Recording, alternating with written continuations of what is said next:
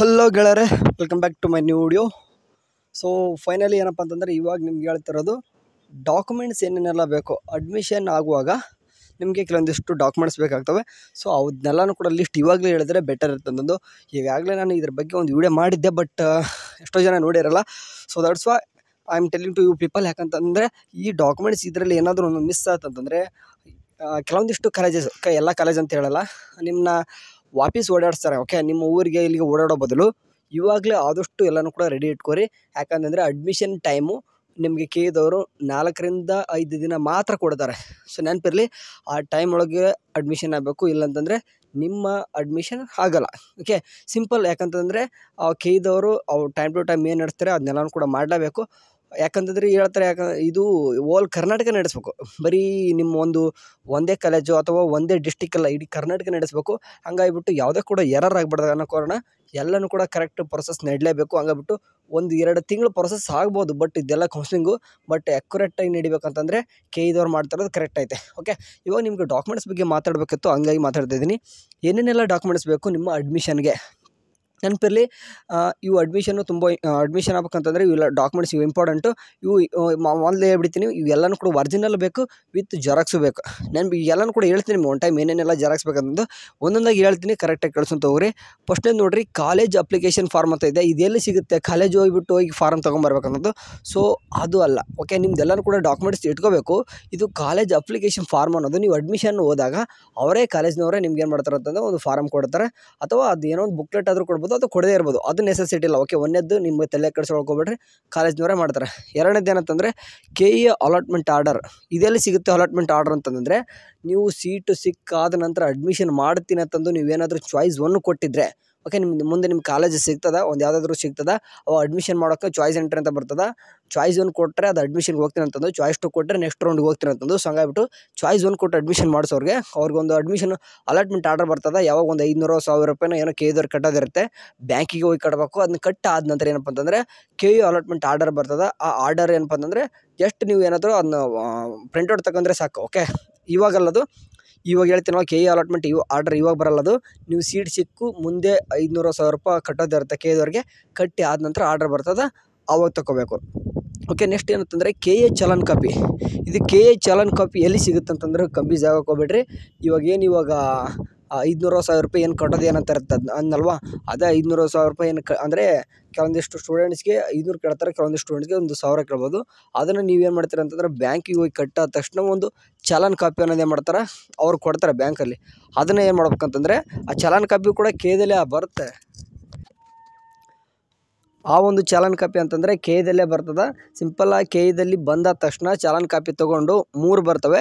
ಅದರಲ್ಲಿ 1-2 ಏನು ಮಾಡ್ತಾರೆ ಅಂತಂದರೆ ಬ್ಯಾಂಕಲ್ಲಿ ಇಟ್ಕೊಂಡು ನಿಮ್ಗೆ 1-2 ಕೊಡ್ತಾರೆ. ಆ ಚಾಲನ್ ಕಾಪಿನೂ ಕೂಡ ಬೇಕಾಗ್ತದೆ. ಆ್ಯಂಡ್ ಅದಾದ ನಂತರ ನೋಡ್ತಿರ್ಬೋದು 4ನೇದು KE ಅಪ್ಲಿಕೇಶನ್. ಇವಾಗ ಎಲ್ಲರೂ ಕೂಡ ಅಪ್ಲಿಕೇಶನ್ ಅಂತೂ ಹಾಕಿದ್ದಾರೆ. ಈಗ ಎಲ್ಲ ಯಾವುದೇ ಸ್ಟೂಡೆಂಟ್ ಇಂಜಿನಿಯರಿಂಗ್ ಆದರೂ ತೊಗೋರಿ, B form D, agriculture, BS nursing ಯಾವುದೇ ಒಂದು ಕೋರ್ಸ್ ತೊಗೋರಿ, ಅದೆಲ್ಲನೂ ಕೂಡ ಹಾಕುವಾಗ ಫಸ್ಟಿಗೆ ಏನು ಅಪ್ಲಿಕೇಶನ್ ಫಾರ್ಮ್ ಹಾಕಿದ್ರು ಆ ಒಂದು ಅಪ್ಲಿಕೇಶನ್ ಫಾರ್ಮ್ ಅಂತ ರೆಡಿ ಇಟ್ಕೋಬೇಕು. ಆ್ಯಂಡ್ ಆದ ನಂತರ ಇವು ಅಂತ ಹೇಳಿದ್ನಲ್ಲ, ಇದಿಷ್ಟು ಇವಾಗಲೇ ಯಾವಾಗ ಬರ್ತವೆ ಅಲಾಟ್ಮೆಂಟ್ ಆದಮೇಲೆ, ನಿಮ್ಮ ಕಾಲೇಜ್ ಸಿಕ್ಕಾದ್ಮೇಲೆ ಬರೋ ಯಾವುವು college allotment order, KE challan copy. Okay, ಇಷ್ಟು ಇದು ಆದ ತಕ್ಷಣ KE ಕಾಲೇಜ್ ಅಪ್ಲಿಕೇಶನ್ ಫಾರ್ಮು ನಿಮಗೆಲ್ಲ ಕಾಲೇಜ್ ಸಿಕ್ಕಾದ್ಮೇಲೆ ಎಲ್ಲನೂ ಕೂಡ ಬರೋ. ಇವಾಗ 5ನೇದು ಏನು ಕಾಣಿಸ್ತಿದೆ ನೋಡಿರಿ, SSLC marks card and PUC marks card ಅಂತೂ ನಿಮ್ಮ ಹತ್ರ ಇರ್ತವೆ. ಆ್ಯಂಡ್ ಅದನ್ನು ನೀವು ಕಾಲೇಜ್ಗೆ ಅಡ್ಮಿಷನ್ ಮಾಡಿಸ್ಕೊಳಕ್ಕೆ ಹೋದಾಗ ಒರಿಜಿನಲ್ಲೇ ಕೊಡಬೇಕಾಗ್ತದೆ, ನೆನ್ಪಿಟ್ಕೋಬೇಕು. ಆ್ಯಂಡ್ ಅದಾದ ನಂತರ ಕ್ಯಾಸ್ಟ್ ಆ್ಯಂಡ್ ಇನ್ಕಮ್ ಸರ್ಟಿಫಿಕೇಟ್ ನಿಮ್ಮ ಹತ್ರ ಇದ್ದರೆ ಓಕೆ. ಕೆಲವೊಬ್ಬರು ಇರಲ್ಲ, ಏನು ಮಾಡೋಕ್ಕಾಗಲ್ಲ. ಇದ್ದವ್ರಂತೂ ಕೊಡಲೇಬೇಕು. ಆಲ್ಮೋಸ್ಟ್ ಎಲ್ಲರ ಹತ್ರ ಇರ್ತದೆ. ಯಾಕಂತಂದರೆ ಅವು ಮುಂದೆ ನಿಮ್ಗೆ ಏನಾದರೂ ಸ್ಕಾಲರ್ಶಿಪ್ಪು ಅಥವಾ ಏನಾದರೂ ಯೂನಿವರ್ಸಿಟಿ ಕಡೆಯಿಂದ ಏನಾದರೂ ಬರೋದಿತ್ತಂತಂದರೆ, ಅಥವಾ ನಿಮ್ಗೆ ಯಾವ ಕ್ಯಾಸ್ಟ್ ಎಲಿಜಿಬಲ್ ಇದೆ ಅಂತಂದರೆ ನಿಮ್ಗೆ ಕ್ವಾಟಾ ಬಂದಿರ್ತದೆ, ನಿಮ್ಗೆ ಕಾಲೇಜ್ ಸೀಟ್ ಸಿಕ್ಕಿದೆ ಅಂತಂದರೆ ಕೆಲವೊಂದಿಷ್ಟು ಕ್ಯಾಸ್ಟ್ ಮೇಲೆ ಸಿಕ್ಕಿರ್ತದೆ. ಸೊ ಹಂಗಾಗ್ಬಿಟ್ಟು ಕ್ಯಾಸ್ಟ್ ಆ್ಯಂಡ್ ಇನ್ಕಮ್ ಸರ್ಟಿಫಿಕೇಟ್ ಬೇಕಾಗ್ತದೆ. ಆ್ಯಂಡ್ ಯಾರೆಲ್ಲ ಇಲ್ಲಿ ನೋಡ್ತಿರ್ಬೋದು 371J ಅಥವಾ ಕಲ್ಯಾಣ ಕರ್ನಾಟಕ ಸರ್ಟಿಫಿಕೇಟ್ ಅಂತ ಏನು ಕರಿತೀವಿ, ಇದ್ದವ್ರಿಗೆ ಮಾತ್ರ ಯಾರು 6 ಜಿಲ್ಲೆಗಳಿದ್ದಾರೋ ಅವರಿಗೆ ಮಾತ್ರ ಏನಂತಂದರೆ 371 ಅಪ್ಲೈ ಆಗುತ್ತೆ. ಆ್ಯಂಡ್ ಅದಾದ ನಂತರ 9ನೇದು ಬಂದ್ಬಿಟ್ಟು ರೂರಲ್ ಸರ್ಟಿಫಿಕೇಟ್. ಓಕೆ ಏನಪ್ಪ ಅಂತಂದರೆ 371 ಯಾರೆಲ್ಲ ಇದ್ದರೆ ಅವ್ರಿಗೆ 6 ಜಿಲ್ಲೆಗಳಲ್ಲಿ ಯಾರೆಲ್ಲ ಇದ್ರೋ ಅವ್ರದ್ದಂಥ ಸರ್ಟಿಫಿಕೇಟ್ ಇದ್ದರೆ ಓಕೆ.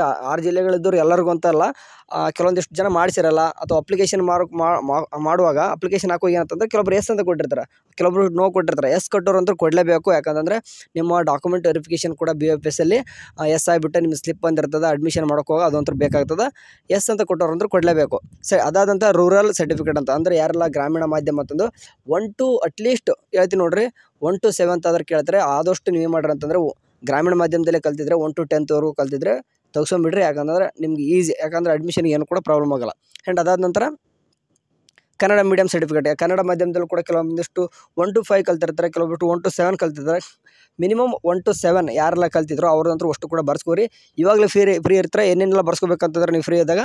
ಮತ್ತು 11 ನೋಡಿಬಿಟ್ರೆ ಸ್ಟಡಿ ಸರ್ಟಿಫಿಕೇಟ್. ಇವಾಗ ರೂರಲ್ಲು ಮತ್ತು ಕನ್ನಡ ಮತ್ತು ಸ್ಟಡಿ ಸರ್ಟಿಫಿಕೇಟು ಇದು ಎಲ್ಲಿ ಸಿಗುತ್ತೆ ಏನಂತ ಗಾಬರಿ ಆಗ್ಬಿಡ್ರಿ. ಇದನ್ನೆಲ್ಲನೂ ಕೂಡ ನಿಮ್ಮ ಪ್ರೈಮರಿಲಿ ಹೋಗಿ ಅಥವಾ ಪ್ರೈಮರಿಲಿ ಹೋಗಿ ಅಲ್ಲೂ ಕೂಡ ಬರ್ಸ್ಕೋರಿ, ಆ್ಯಂಡ್ ಹೈಸ್ಕೂಲಲ್ಲಿ ಹೋಗಿ ಅಲ್ಲೂ ಕೂಡ ಬರ್ಸ್ಕೋರಿ. ಮುಂದೆ ನಿಮ್ಗೆ ಅಡ್ಮಿಷನ್ಗೆ ಯಾವುದೇ ರೀತಿ ತೊಂದರೆ ಆಗಲ್ಲ. ಎಲ್ಲರೂ ಇದ್ದವ್ರಿಗೆ ಹೇಳ್ತಿದ್ದೀನಿ, ಯಾರೆಲ್ಲ ಮತ್ತು ನೀವು ಯಾರೆಲ್ಲ ಸಿಟಿಯಲ್ಲಿ ಕಲ್ತವ್ರು ರೂರಲ್ಲ ಅಪ್ಲೈ ಆಗಲ್ಲ. ಆ್ಯಂಡ್ ಇಂಗ್ಲೀಷ್ ಮೀಡಿಯಮ್ದಲ್ಲಿ ಇದ್ದವ್ರಿಗೆ ಅವರು ಕೂಡ ಕನ್ನಡ ಮೀಡಿಯಮ್ ಅದು ಕೂಡ ಅಪ್ಲೈ ಆಗಲ್ಲ. ಆ್ಯಂಡ್ ಸ್ಟಡಿ ಸರ್ಟಿಫಿಕೇಟ್ ಅಂದರೆ ಎಲ್ಲರೂ ಕೂಡ ಬರ್ಸಲೇಬೇಕು. ಆದರೆ ಸಾಧ್ಯ ಆದರೆ 1 to 10th ಅಂತೂ ಬರ್ಸ್ಕೊತಾರೆ. ಸಾಧ್ಯ ಆದರೆ PUCದು ಕೂಡ ಬರ್ಸ್ಕೊಂಬಿಡ್ರಿ, ಯಾಕಂದರೆ ಮುಂದೆ ನಿಮಗೆ ಒಂದು ಹೋದಾಗ ಇದು ಇಲ್ಲ ಅಂತ ವಾಪಸ್ ಕಳಿಸ್ಬಿಡೋದು ಅನ್ನೋ ಕಾರಣ. ಯಾಕಂದರೆ ಈಗ ಫ್ರೀ ಇದ್ರೆ ಇನ್ನೂ ಕೂಡ ಏನು ಕೂಡ ನಿಮ್ದು ಆಪ್ಷನ್ ಎಂಟ್ರಿ ಸ್ಟಾರ್ಟ್ ಆಗಿಲ್ಲ, ಇನ್ನೂ ಕೂಡ ಏನೂ ಆಗಿಲ್ಲ. ಫ್ರೀ ಇರ್ತೀರ, ಹೋಗ್ಬಿಟ್ಟು ಬರ್ಸ್ಕೊಂಬಂಬಿಡ್ರಿ, ನಿಮಗೆ ಈಸಿ ಆಗುತ್ತೆ. ಅದಾದ ತಕ್ಷಣ ಡೊಮಿಸೈಲ್ ಸರ್ಟಿಫಿಕೇಟ್ ನೋಡ್ರಿ. ಈಗ ಡೊಮಿಸೈಲ್ ಸರ್ಟಿಫಿಕೇಟ್ ಅಂದ ತಕ್ಷಣ ಕೆಲವೊಬ್ಬರಿಗೆ ಗಾಬರಿ ಆಗಿಬಿಡುತ್ತೆ, ಇದೆಲ್ಲಿ ಸಿಗುತ್ತೆ ಅಂತಂದು. ಇದು ವಾಸಸ್ಥಳ ಪ್ರಮಾಣಪತ್ರ ಅಂತಂದು. ಇದು ನಿಮಗೆ ಸಿಗಬೇಕಂತಂದರೆ ಇದು 1 ತಿಂಗಳಾದ್ರೆ ಬೇಕು. ಬಟ್ ಇವಾಗ ಅಪ್ಲೈ ಮಾಡಿದ್ರೆ ಸಿಗುತ್ತೆ. ಬಟ್ ಅಲ್ಲಿವರೆಗೂ ನಿಮ್ಗೆ ಬೇಡ ಅಂತಂದರೆ ಈಗ ಎಮರ್ಜೆನ್ಸಿ ಬೇಕಂತಂದರೆ ಏನು ಮಾಡೋಕೆ ಹೋಗ್ಬಿಟ್ರೆ, ಸಿಂಪಲಾಗಿ ಒಂದು ಸೈಬರ್ ಸೆಂಟ್ರಲ್ಲಿ ಹೋಗಿ ಒಂದು ವಾಸಸ್ಥಳ ಪ್ರಮಾಣಪತ್ರ ಅಂತ ಕೇಳಿದ್ರೆ ಒಂದು ಕೊಡ್ತಾರೆ. ಅಥವಾ ಸೈಬರ್ ಸೆಂಟರ್ ಅಂತಲ್ಲ, ಎಲ್ಲಾದರೂ ಒಂದು ಜೆರಾಕ್ಸ್ ಶಾಪಲ್ಲಾದರೂ ಹೋದ್ರೂ ಕೂಡ ಕೊಡ್ತಾರೆ. ಆ ಫಾರಮ್ ತೊಗೊರಿ, ನೀವೇ ತುಂಬ್ಕೋರಿ. ಅದ್ರ ಮೇಲೆ ಏನಪ್ಪ ಅಂತಂದರೆ ಗ್ರಾಮ ಪಂಚಾಯತ್ ಅಧ್ಯಕ್ಷರು ಇರ್ತಾರೋ ಅವ್ರದ್ದು ಸೈನ್ ಆ್ಯಂಡ್ ಸೀಲ್ ಬೇಕು. ಹಾಗಿದ್ರೆ ಮಾತ್ರ ಅದು ಅಪ್ರೂವ್ ಆಗ್ತದೆ. ಓಕೆ, ಕಾಲೇಜಲ್ಲಿ ಕೇಳ್ತಾರೆ. ಆ್ಯಂಡ್ ಅದಾದಂಥ 13ನೇ ನಿಮ್ಮದು ಕಾಮನಾಗಿ ನಿಮ್ಮ ಜನರಲ್ಲಾಗಿ ಕೆಲವೊಂದಿಷ್ಟು ಬೇಕು, ಅವ್ರಿಗೆ ಆಧಾರ್ ಕಾರ್ಡ್ ಬೇಕಾಗ್ತಾರೆ. ಅದಾದ ತಕ್ಷಣ ರೀಸೆಂಟಾಗಿ ಒಂದು 8 ಪಾಸ್ಪೋರ್ಟ್ ಸೈಜ್ ಕಲರ್ ಫೋಟೋಸ್ ಬೇಕಾಗ್ತವೆ. ಇತ್ತೀಚೆಗೆ ತೆಗ್ಸ್ಕೊಂಡ್ರಂತೂ 8 ಫೋಟೋಸ್ ಕೊಡ್ರಿ. ಅದಾದ ತಕ್ಷಣ ಇಲ್ಲಿ ಕೆಳಗೆ ನೋಡ್ತಿರ್ಬೋದು 15ನೇದು ಫಿಸಿಕಲ್ ಫಿಟ್ನೆಸ್ ಸರ್ಟಿಫಿಕೇಟ್ ಅನ್ನೋದು. ಸಾಧ್ಯ ಆದರೆ ನಿಮ್ಮೆಲ್ಲಾದರೂ ನಿಮ್ಮ ಜಿಲ್ಲಾಸ್ಪತ್ರೆನೋ ಅಥವಾ ತಾಲೂಕು ಯಾವುದೋ ಒಂದು ಆಸ್ಪತ್ರೆ ಹೋಗ್ಬಿಟ್ಟು ಫಿಸಿಕಲ್ ಫಿಟ್ನೆಸ್ ಸರ್ಟಿಫಿಕೇಟ್ಗೆ ಒಂದು ಫಾರಮ್ ತೊಗೊಂಡು ಹೋಗ್ರಿ. ಅವರೆಲ್ಲನೂ ಕೂಡ ಹೈಟು ವೆಯ್ಟು ಕೆಲವೊಂದಿಷ್ಟು ಚೆಕ್ ಮಾಡ್ಕೊತಾರೆ. ಐ ಎಲ್ಲ ಡೆಂಟಲ್ ಎಲ್ಲ ಚೆಕಪ್ ಮಾಡಿಬಿಟ್ಟು ಅವರೇ ಬರ್ಕೊಡ್ತಾರೆ. 1 ದಿನದಲ್ಲೇ ಮುಗಿಯುತ್ತೆ ಫಿಸಿಕಲ್ ಫಿಟ್ನೆಸ್ ಸರ್ಟಿಫಿಕೇಟು. ಆ್ಯಂಡ್ ಅದಾದ ಇದೆಲ್ಲನೂ ಕೂಡ ಎಷ್ಟೊತ್ತು ಏನು ಹೇಳಿದೆ, ಇದೆಲ್ಲನೂ ಕೂಡ ನೀವು 1ನೇ ದಿನ ತೊಗೊಳ್ಳೋ ಅವಶ್ಯಕತೆ ಇಲ್ಲ, ನೆನ್ಪಿಡೋರಿ. 1ನೇದು ಅವರೇ ಕಾಲೇಜ್ನವ್ರು ಕೊಡ್ತಾರೆ.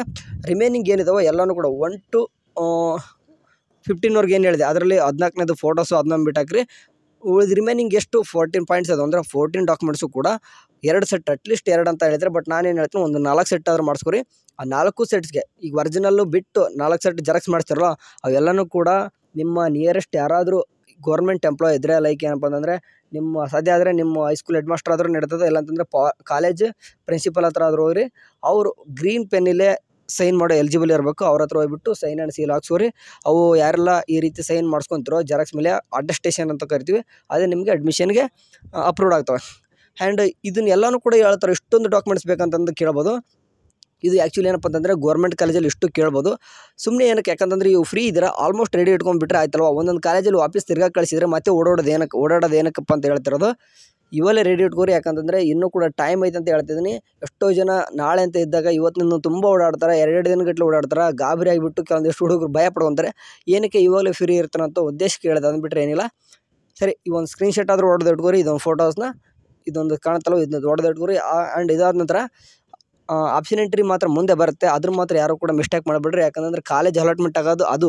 ಇದರಲ್ಲಿ ಒಂದೊಂದು ಡಾಕ್ಯುಮೆಂಟ್ಸ್ ಇಲ್ಲಾಂದ್ರೂ ಕೂಡ ಕಾಲೇಜಲ್ಲಿ ಏನಾದರೂ ನಾವೇನು ಮಾಡ್ಬೋದು, ಅವ್ರು ರಿಕ್ವೆಸ್ಟ್ ಮಾಡ್ಕೊಂಡು ಇನ್ನೊಂದು ದಿನ ಕೊಡ್ತೀನಿ ಅಂತನಾದರೂ ಹೇಳ್ಬೋದು. ಬಟ್ ನೀವು ಆಪ್ಷನ್ ಎಂಟ್ರಿ ಬಂದಾಗ ನಿಮ್ಮದು ಇಂಪಾರ್ಟೆಂಟ್ ಪ್ರೊಸೆಸ್ಸು ಅದು ನಿಮಗೆ ಮುಂದೆ ತಿಳಿಸ್ತೀನಿ. ಸರಿ, ಇದು ಸದ್ಯಕ್ಕಂತೂ ಇತ್ತು ಡಾಕ್ಯುಮೆಂಟ್ದು ಎಲ್ಲರೂ ಕೂಡ ಕ್ಲಿಯರ್ ಆಯಿತು ಅನ್ಕೊತೀನಿ. ಇಷ್ಟೇ, ಏನಿಲ್ಲ. ನೆಕ್ಸ್ಟ್ ಏನಾದರೂ ಅಪ್ಡೇಟ್ ಬಂತಂದರೆ KA ಕಡೆಯಿಂದ ನಿಮ್ಗೆ ಅಲ್ಲಿವರೆಗೂ KA ಇಂದ ಏನಾದರೂ ಅಪ್ಡೇಟ್ ಬಂತಂದರೆ ನಿಮ್ಗೆ ತಿಳಿಸ್ತೀನಿ. ಅಲ್ಲಿವರೆಗೂ ಚಾನಲ್ ನೋಡ್ತಾರೆ. ಟೇಕ್ ಕೇರ್, ಬಾಯ್.